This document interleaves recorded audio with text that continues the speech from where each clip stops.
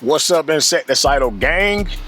As you can see, today's video is about Sarracenia Purpurea. As you can see, I've got a couple of them here on the table. I've got just a few more that I'll show at the end of the video, but I just wanted to show off my Purpurea collection. In a world where people are chasing after 3 and 4 foot Sarracenia, stand way tall as a human child. Sometimes these little short and squat guys get overlooked. Along with Sarracenia, I will say between Purpurea, Sarracenia, and the Rubra complex, those are probably some of the most overlooked Sarracenia species. But today we're going to chop it up about Purpurea. Not really doing much of a fact type of thing, more so just showing off my plants and letting you guys see what I got around the collection.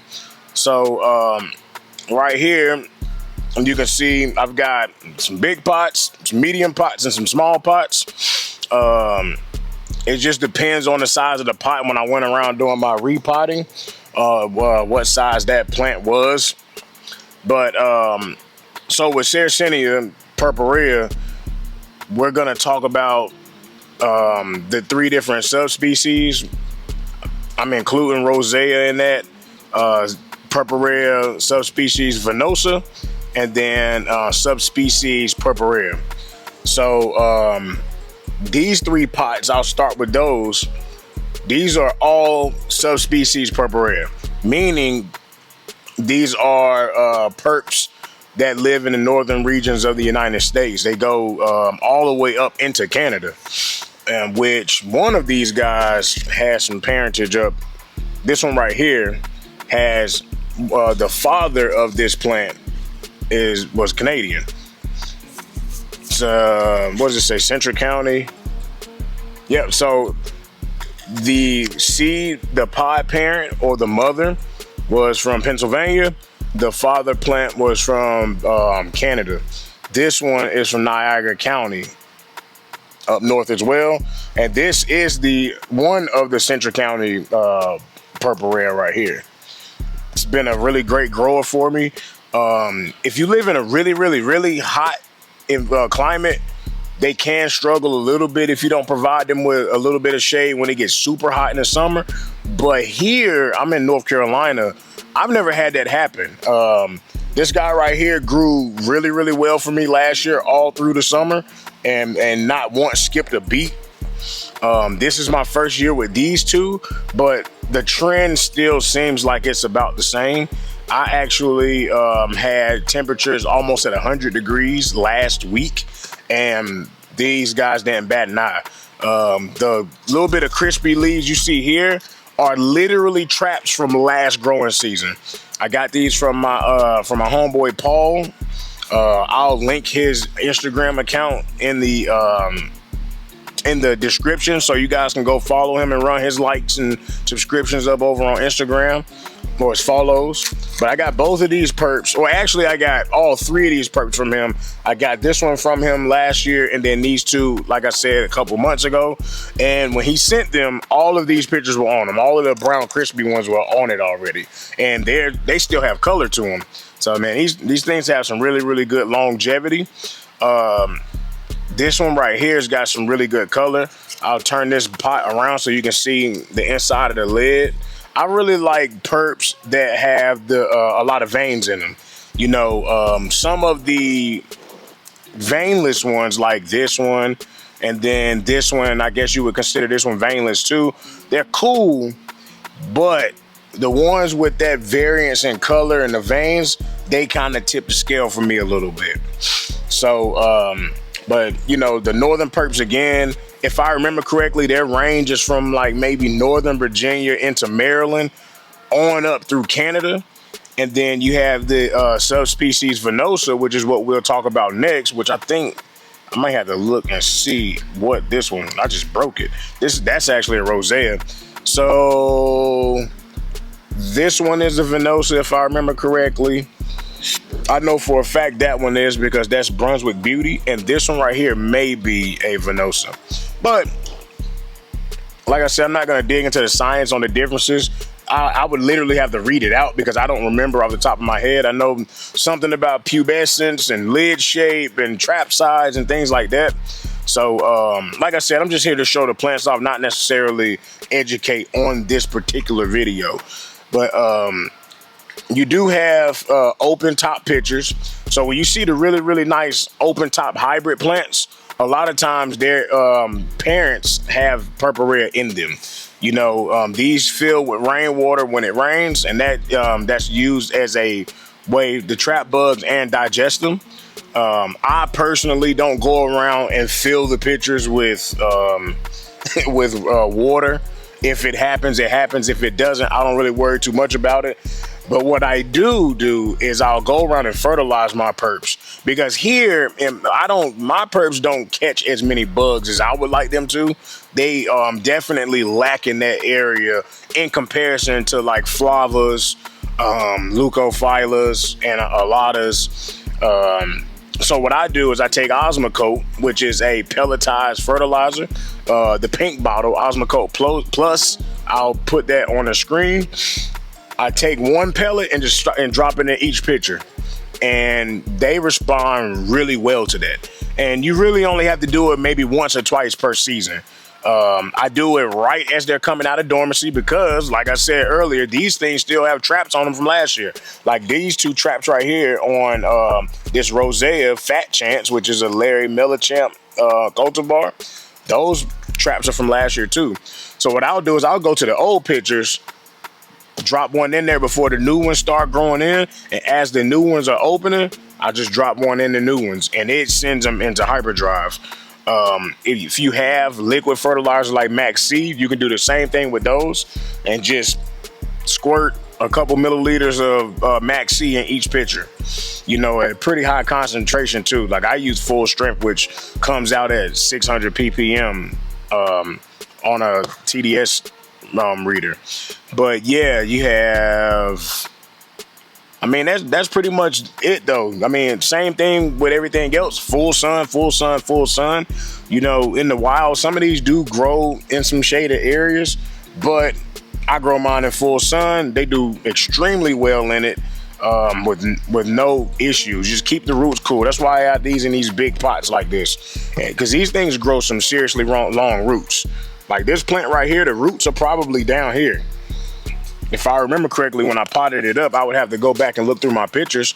Same thing with this one. That's what made me put it in such a large pot, because the roots are extended down here almost into the bottom of the pot.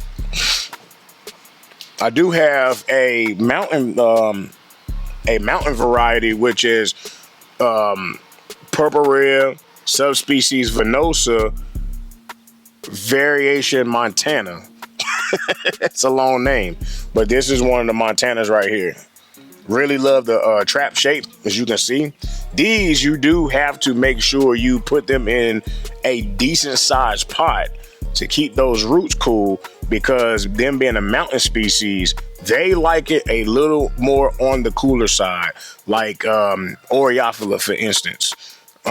You know, same thing. I try to put my Oreos in big pots so that I don't have to try to put like shade cloth, because I can't find shade in my yard for them. Most would say I have the perfect yard for growing carnivorous plants, but I definitely have to do a little protecting on those. And since I'm not gonna go string up shade cloth and all of that stuff, I just put them in big pots, which they enjoy anyway. But yeah, this thing right here was sent to me also by Paul. He's big into purps and species plants, not as much hybrids as some people are. So I get a lot of my species stuff directly from him, which you can see he has some great looking plants. But that's your Montana right there. You know, if you have any questions, leave them in the comments. If you want to see anything else out of the collection, also leave them in the comments. I don't know if y'all can see this, but the flies are going absolutely crazy over the purps right now. As soon as I set them on the table, now I got flies flying all around me. But yeah, oh, Rosea. Rosea is the southern species. This is a Rosea right here. they get some nice color on them too. Again, this is Fat Chance, which is a registered cultivar. This is a Rosea that was wild collected by Larry Mellichamp, if I remember correctly. And I think this veinless one here is also Rosea. But oops, I'm dumping all the guts out, all the juice out. Have animal guts or bug guts all over the table. But yeah, that's another one. I got that one. And this one from Rob Cole. Shout out to Rob. If you're not following Rob and you grow carnivorous plants, what are you doing? You gotta go follow him. I got this guy from Fred P, which is a really, really nice one. It was literally just a rhizome and one picture when I got it from him. So these are the first pictures I'm even seeing on them. And on the backside, this one almost looks like it has some inverse veining on it. But that's a nice looking one too. I pollinated the flower, so hopefully I get some seeds off of it. Which I pollinated the flowers on all of these. And that one looks like it's got a fertilized nugget on it, and same with that one. So we'll see if we get some seed off of them.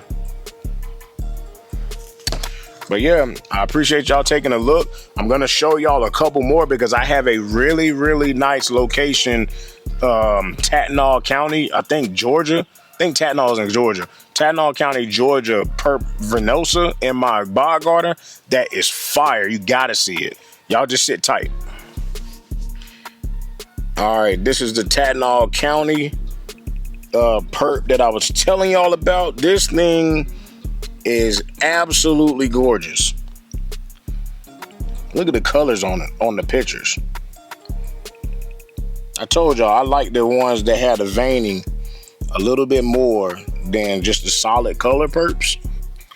So this one right here has like the ideal veining for me, and then picture body color. Like look at this picture right here. This one's like the ideal amount of red on the body with the wild veins in the lid. This beautiful purpurea right here. Here's another Venosa that I have in the collection. This one has my favorite lids out of all of my purps. And this clump is huge.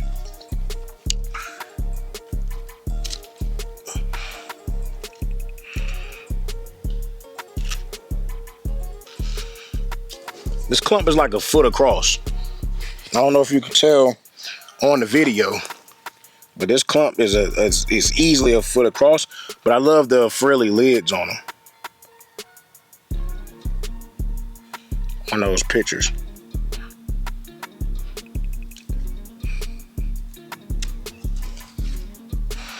I don't have any more Rosea or Purpurea in the bog, but those two are huge clumps. I have one more to show you up front, and then that'll be the end of the video. I'll be quick because the ice cream man is coming, but this is my Chipola, Florida Rosea. This is the largest of the family that I have in the collection with this picture right here. If you can see it, I measured it at 8 inches on the dot from the crown to the tip of the picture. But here, I mean, this thing has split itself off into 3 growth points over the course of the past season. This is only my 2nd season with this plant, and it was not nearly this big last year.